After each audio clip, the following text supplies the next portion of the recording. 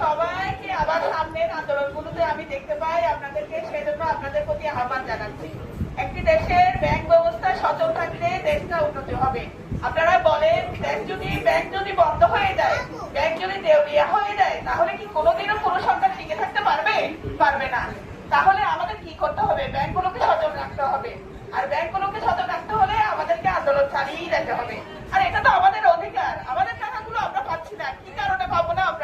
আমরা কি আমাদের পরিশ্রম করে টাকাগুলো ওখানে রাখি? তাহলে এগুলো তো আমাদের টাকা দিয়ে ব্যাংক চলতেছে, আমাদের টাকা দিয়ে ব্যাংকের সবাই চলতেছে, ব্যাংকের কর্মচারীরা বেতন পাচ্ছে, কর্মকর্তারা। তাহলে আমরা কেন পাবো না? আমাদের তো এগুলো অধিকার।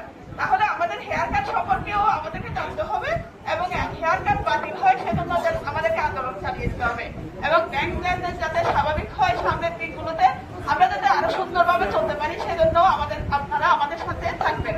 ধন্যবাদ।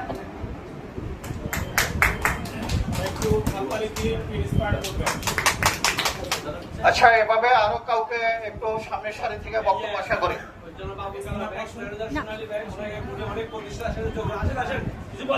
আচ্ছা, আবুল কালাম ভাই, এক্স ম্যানেজার, আমাদের একটা ব্যাংকের, সোনালী ব্যাংক, বাংলাদেশের সরকারি একটি ব্যাংক সোনালী ব্যাংকের সাবেক ম্যানেজার, আমাদের সম্পর্কে গুরুত্বপূর্ণ কথা বলবেন। উনি ইতিমধ্যে আমাদেরকে বেশ কয়েকবার অর্থ দিয়ে সহযোগিতা করেছেন, যদিও বলতে না করেছেন, এবং আগামীতেও অব্যাহত থাকবে ইনশাআল্লাহ।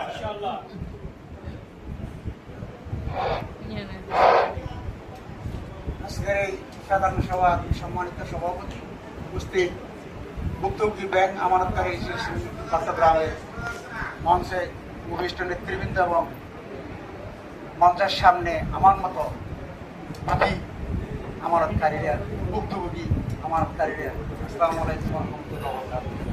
আসলে অনেকে বক্তব্য যেগুলো রাখছেন সব আমাদের দুঃখের কথা, একই কথা। এখন আমাদের দুঃখের কথা বলে কোনো লাভ হবে না। দুঃখকে কিভাবে লাঘব করতে হয়, কিভাবে আমরা এই দুঃখকে মুছে ফেলতে পারি, আমার উদ্দেশ্য সাকসেসফুল করতে পারি, এটাই নিয়ে আলোচনা করতে হবে। আমাদের আন্দোলন কিভাবে যাবে, কিভাবে আমাদের মনের দুঃখের কথাগুলো এখানে বলতে, যেগুলো বলতে না হয়, এভাবে বলতে না হয় কিভাবে করতে হবে, এগুলো আমাদের এখানে কথা বলতে হবে, সিদ্ধান্ত নিতে হবে। আমরা কিভাবে করলে আমাদের এই দুঃখ, আমাদের এই মনের বেদনা, আমাদের চাহিদা পূর্ণ হবে, এই ব্যাপারে নেতৃবৃন্দরা আলাপ করবেন। আমার বক্তব্য হচ্ছে, আমার একটা অনুরোধ, আজম ভাই, আমি তো ব্যক্তিগতভাবে আমাকে চিনি না, এবং আগে এখানে আমি ইনক্লুডে ছিলাম না, উনি অনেক কষ্ট করেছেন।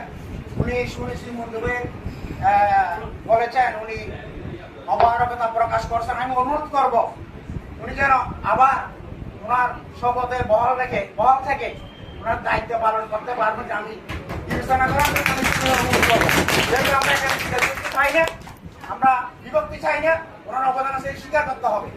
বিগত আন্দোলনের একটাই আমাদের রেজাল্ট আছে, শুধুমাত্র 4% যে আমাদের ইন্টারেস্ট দিবে বলছে, এটা আগে দিত না, এটা দিচ্ছি, এটা গভর্নমেন্ট বাধ্য হয়েছে।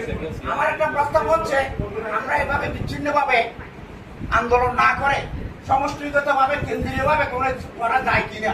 যেমন বাংলাদেশের 10,000 মিনিমাম 10,000 দেওয়া হবে, 10,000 লোক দিয়ে আমরা ওখানে বসে থাকবো, দেখবেন কি হয়। এখন বিচ্ছিন্নভাবে এগুলো করাটা কতটুকু যুক্তিসঙ্গত আপনারা বিবেচনা করবেন, এই বলে আমি আমার বক্তব্য শেষ করছি। আসসালামু আলাইকুম।